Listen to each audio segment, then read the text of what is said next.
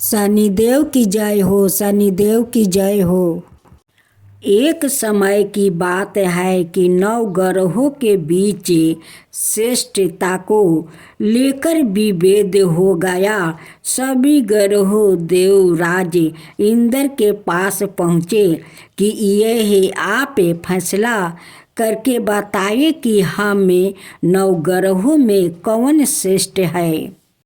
देवराज इंद्र ने इस समस्या का समाधान करने के लिए सभी ग्रहों को राजा विक्रमादित्य के पास भेज दिया। यह कहकर कि पृथ्वी पर इस समय बहुत ही अन्याय प्रीति राजा विक्रमादित्य उज्जैनी में राज करते हैं। आप उनके पास ही यह प्रश्नों लेकर जाए।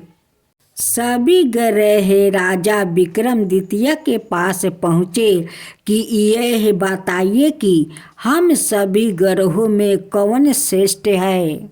ग्रहों के लेकर इस प्रश्नों को सुनकर राजा विक्रमादित्य सोच में पड़ गया, क्योंकि किसी को भी छोटा बताया तो वह नाराज हो जाएंगे।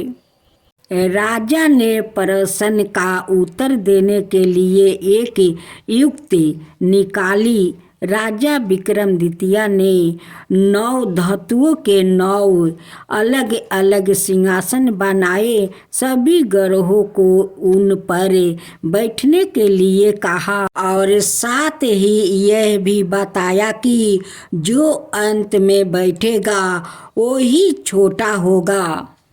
सबसे अंत में लोहे का सिंहासन होने के कारण शनिदेव सबसे अंत में बैठ पाया।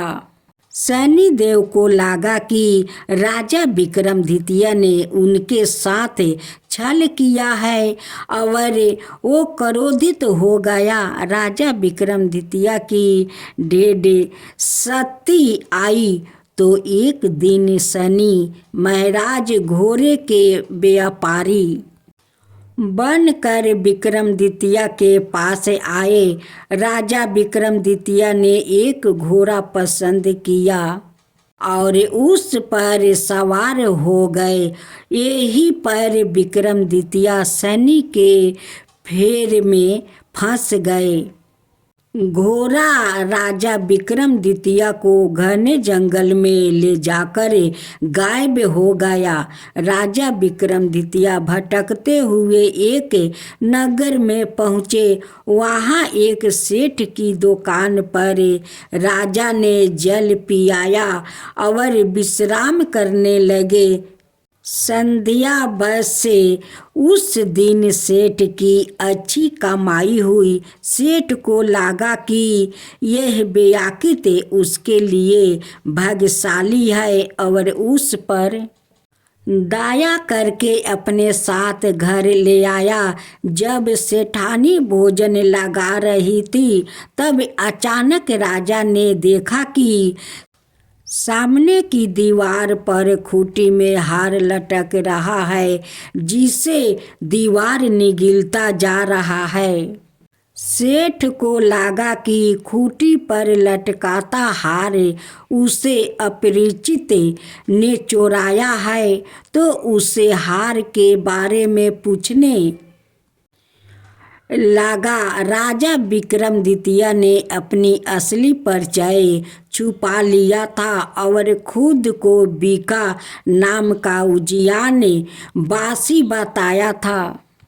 इसलिए सेठ को जब बीका ने बताया कि हार दीवार निगल गया है तो उसे यकीन नहीं हुआ और उसने राजा से हार चोरी की शिकायत कर दी। राजा ने विक्रमादित्य से हार के बारे में जानना चाहा तो उसने बताया कि उसके देखते ही देखते खूंटी ने हार को निगल लिया था। इस बात पर राजा क्रोध हो गए और उन्होंने चोरी करने के अपराध में विक्रमादित्य के हाथ पैर कटवाने का आदेश दे दिया। राजा विक्रमादित्य के हाथ पैर कटवाकर उनको नगर की सड़क पर छोड़वा दिया गया। कुछ दिन बाद एक तेली उसे उठाकर अपने घर ले गया और उसे अपने केलू पर बैठा दिया। राजा आवाज देकर बैलों को हाँकता रहा। इस तरह तेली का बैल चलता रहा और राजा को भोजन मिलता रहा। शनि के प्रकोप की 7.5 पूरी होने पर वर्षा ऋतु शुरू हुई। राजा विक्रमादित्य एक रात मेघ मलराहे गा रहे थे कि तभी नगर के राजा की लड़की राजकुमारी मोहिनी रथ पर सवार उस तेली के घर के पास से गुजर रही थी। उसने मेघ मल्हारे राग सुना तो वह मोहित हो गई। राजकुमारी ने दासी को भेजकर गाने वालों को बुला लाने के लिए कहा। दासी ने लौट कर राजकुमारी को अपंग के राजा के बारे में सब कुछ विस्तार से बता दिया।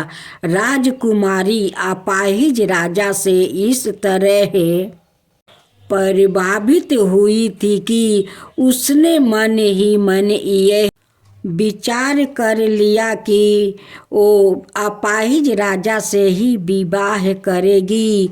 राजकुमारी ने अपने माता पिता से जब यह बातें बताई तो वो सभी यह बातें जानकर हैरान रह गए। रानी ने मोहिनी को समझाया, बेटी तुम्हारे भाग्य में तो किसी राजा की रानी होना लिखा है। ऐसे में तुम उस अपाहिज से विवाह करके अपना पाँव पर कुल्हाड़ी क्यों मार रही है। राजकुमारी तो मन में ठान चुकी थी कि अपनी जिद नहीं छोड़ी। अपनी जिद पूरी करने के लिए उसने भोजन करना छोड़ दिया और प्राण त्याग देने का निश्चय कर लिया। आखिर राजा रानी को बेबस होकर अपंग के विक्रमादित्य से राजकुमारी का विवाह करवाना पड़ा। विवाह के बाद राजा विक्रमादित्य और राजकुमारी तेली के घर में रहने लगे। उसी रात सपने में शनिदेव ने राजा से कहा, राजा तुमने मेरा प्रकोप देख लिया। मैंने तुम्हें अपना अपमान का दंड दे दिया है। राजा ने शनिदेव से क्षमा करने को कहा और प्रार्थना की, हे शनिदेव आप जितना दुख मुझे दिया है अन्याय किसी को ना देना। शनिदेव ने कुछ सोच कर कहा, राजा मैं तुम्हारी प्रार्थना स्वीकार करता हूँ। जो कोई स्त्री पुरुष मेरी पूजा करेगा, शनिवार को व्रत करके मेरी व्रत कथा सुनेगा, उस पर हमेशा मेरी अनुकंपा बनी रहेगी। प्रातःकाल राजा विक्रमादित्य की नींद खुली तो अपने हाथ पांव देखकर राजा को बहुत खुशी हुई। उसने मन ही मन शनिदेव को प्रणाम किया। राजकुमारी भी राजा के हाथ पैर सही सलामत देखकर खुशी से आनंद हो गई। तब राजा विक्रमादित्य ने अपना परिचय देते हुए शनिदेव को प्रकोप की सारी कहानी सुनाई। सेठ को जब इस बात का पता चला तो दौड़ता हुआ तेली के घर पहुंचा और राजा के चरणों में गिर कर क्षमा मांगने लगा। राजा ने उसे क्षमा कर दिया, क्योंकि यह सब तो शनिदेव के प्रकोप के कारण हुआ था। सेठ राजा को अपने घर ले गया और उसे भोजन करवाए। भोजन करते समय वहाँ एक अचानक घटना घटी। सबके देखते देखते उस खूंटी ने हार उगील दिया। सेठ जी ने अपनी बेटी का विवाह भी राजा के साथ कर दिया और बहुत से स्वर्ण भूषण धन आदि देकर राजा को विदाई किया।